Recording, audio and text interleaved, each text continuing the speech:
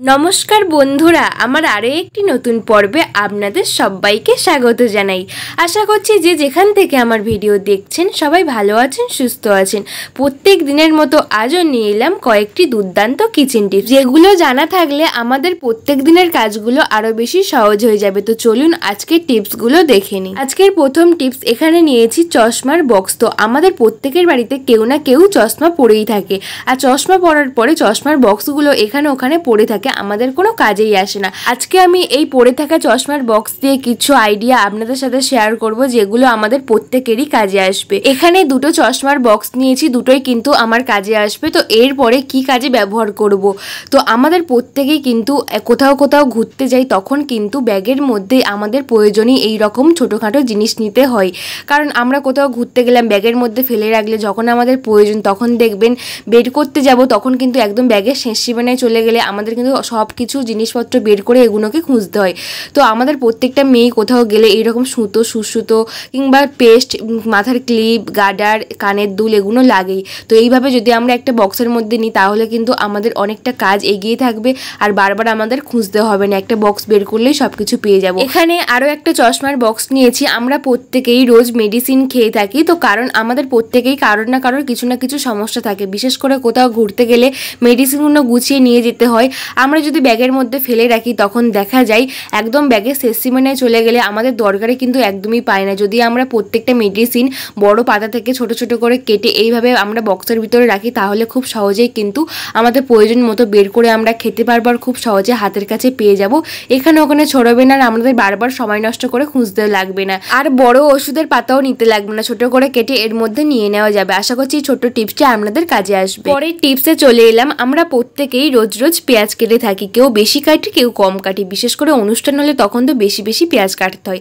আমরা অনেকেই আছি পেঁয়াজ মোটেই কাটতে পারি না, কারণ চোখ দিয়ে অসম্ভব জল পড়ে, এর ঝাঁজ কেউ একদমই কিন্তু অনেকেই সহ্য করতে পারে না। আজকে খুব সহজে আমি কিভাবে পেঁয়াজ কেটে দেখাবো, এমনকি চোখে ঝাঁজ লাগবে না। আবার অনেকে আছে পাখার নিচে সবজি কাটে, পেঁয়াজ কাটে, আর যখন কাটে এই খোলাগুলো পাখার হাওয়াতে কিন্তু সারা বাড়ি ভর্তি হয়ে যায়, বারবার ঘর বাড়ি পরিষ্কার করতে হয়। আজকে আমি খুব সহজে পেঁয়াজ কেটে দেখাবো, চোখে ঝাঁজ লাগবে না, এমনকি পাখার হাওয়ায়ও এই খোসা উড়বে না। তার জন্য পেঁয়াজের মুখটা এমন পিছনটা কেটে এইরকম জলের মধ্যে ফেলে দিতে হবে। বেশিক্ষণ রাখার দরকার নেই, 5 থেকে 7 মিনিট রাখলেই হবে। এইরকম আমি কেটে রেখে দিচ্ছি। তারপরে এই পেঁয়াজটাকে আমি রেখে দেবো ডিপ ফ্রিজে। ডিপ ফ্রিজে 5 থেকে 6 মিনিট রাখলেই কিন্তু এই পেঁয়াজের ঝাঁজ সব জলের মধ্যে চলে যাবে, আর আমাদের একটুও কিন্তু চোখের মধ্যে ঝাঁজ লাগবে না। আমরা 1 কিলো 2 কিলো 3 কিলো কাটলেও কিন্তু পেঁয়াজ একদমই চোখের মধ্যে ঝাঁজ লাগবে না। এইভাবে কাটলে যদি জলের মধ্যে আমরা খোসাটা রাখি তাহলে কিন্তু পাখার নিচে বসে কাটলেও কিন্তু একটাও খোসা সারা বাড়ি ভর্তি হবে না, আর বারবার ঘর বাড়ি পরিষ্কার করতে হবে না, মুছতে হবে না। আশা করছি ছোট্ট টিপসটি আপনাদের কাজে দিয়েছে। অবশ্যই এই টিপসটি ট্রাই করো। 1 কিলো 2 কিলো পেঁয়াজ কিন্তু আরামসে আপনারা কেটে নিতে পারবেন, কোনো রকম চোখে ঝাঁজ লাগবে না। আর এই জলটা কিন্তু ফেলবো না, কারণ এই যে পেঁয়াজের খোসার জল খুব উপকারী গাছপালার পক্ষে। তো গাছের গোড়ায় এই জলটা দিয়ে দিলে গাছের গ্রোথ কিন্তু খুব ভালো হবে। আশা করছি ছোট্ট টিপসটি আপনাদের কাজে দিয়েছে। কেমন লাগলো টিপসটি কমেন্ট করে জানিও। চলুন তাহলে পরের টিপসটি দেখে নিই। আমরা প্রত্যেকেই সানগ্লাস পরতে ভালোবাসি। সানগ্লাস যখন একটু ভেঙে যায় কিংবা নষ্ট হয়ে গেলে আমরা ফেলে দিই, কোনো কাজেই ব্যবহার করি না। এই ফেলে দেওয়া সানগ্লাস দিয়ে আজকে আমি দুর্দান্ত টিপস আপনাদের সাথে শেয়ার করব। তার জন্য আমি সানগ্লাস নিয়েছি। তো অনেকেই সানগ্লাস ফেলে দিই, নষ্ট হয়ে যাওয়ার পর ফেলবো না। অনেক সময় আমাদের বাড়িতে ঝড় বৃষ্টি হয়, তখন দেখা যায় লোডশেডিং হয়েছে, তখন কিন্তু আমরা মোমবাতি জ্বালি। মোমবাতি জ্বেলে এইরকম কিন্তু টাইলসের মধ্যে রেখে দিই, জানলার মধ্যে রেখে দিই। তারপরে কি হয়, রাখার পরে যখন মোমবাতি শেষ হয়ে যায় কিংবা লাইন চলে আসলো, তখন কিন্তু যখন আমরা মোমবাতি তুলি তখন দেখা যায় মোমবাতি তুললে এই রকম টাইলসের মধ্যে দাগ হয়ে যায়। এটাকে আবার নখ দিয়ে কিংবা কিছু দিয়ে খুঁচিয়ে খুঁচিয়ে তুলতে হয়। বিশেষ করে যখন ঘর মুছি তখন এগুলো চোখে পড়ে, তখন কিন্তু খুঁচিয়ে তুলতে গেলে অনেকটা সময় নষ্ট হয়। কেন সময় নষ্ট করব? তার জন্য ছোট্ট টিপস, আমরা সানগ্লাস ফেলে দেব না। সানগ্লাসের মধ্যে যদি আমরা এই মোমবাতি জ্বালাই তখন আপনারা দেখবেন যে একদমই কিন্তু টাইলসের মধ্যে আমাদের রাখতে হচ্ছে না। আর এইভাবে সানগ্লাসের মধ্যে মোমবাতি রাখলেও আমাদের প্রয়োজন মতো আমরা এখানে ওখানে সরিয়ে নিয়েও যেতে পারবো, এমনকি আমাদের টাইলসে দাগ হবে না, আর সানগ্লাসটা কিন্তু ফেলেও দিতে হলো না। তো আশা করছি ছোট টিপসটা আপনাদের কাজে দিয়েছে।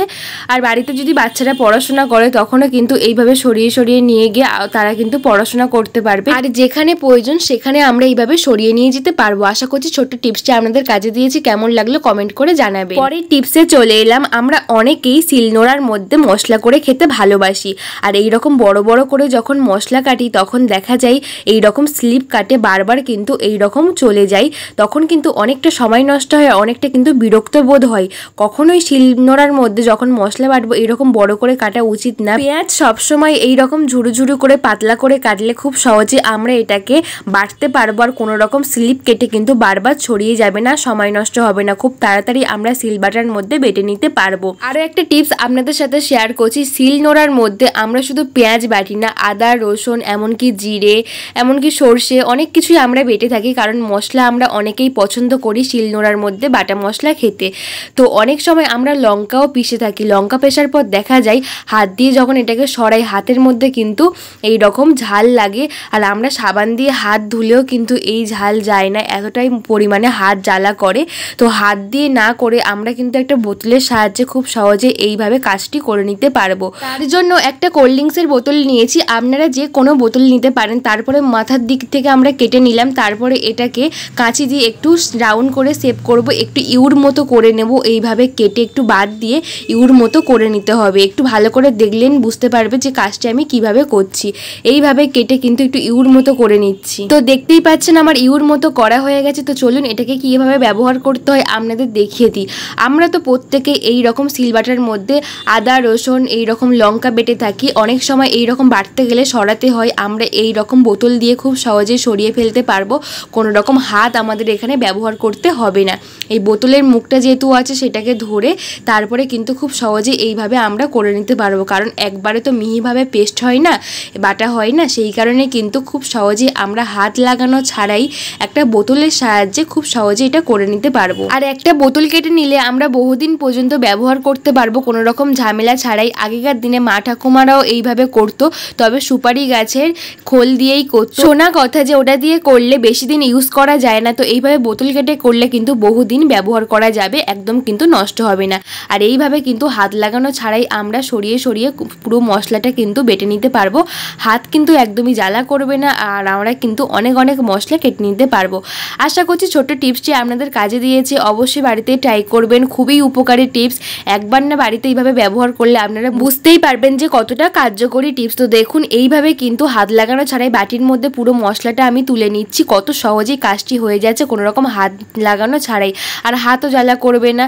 অবশ্যই এই টিপসটি আপনারা ট্রাই করবেন। আশা করছি ছোট্ট টিপসটি আপনাদের কাজে দেবে, ভালো লাগলে বন্ধু বান্ধব সকলের কাছে শেয়ার করে দেবেন এই ছোট্ট টিপসটি, সকলের যেন খুব কাজে আসে। তো বন্ধুরা আমার চ্যানেলে নতুন কোনো বন্ধু হলে অবশ্যই আমার চ্যানেলটাকে সাবস্ক্রাইব করে আমার পাশে থাকবেন, ভালো লাগলে লাইক কমেন্ট শেয়ার করে পাশে থাকবে। টাটা।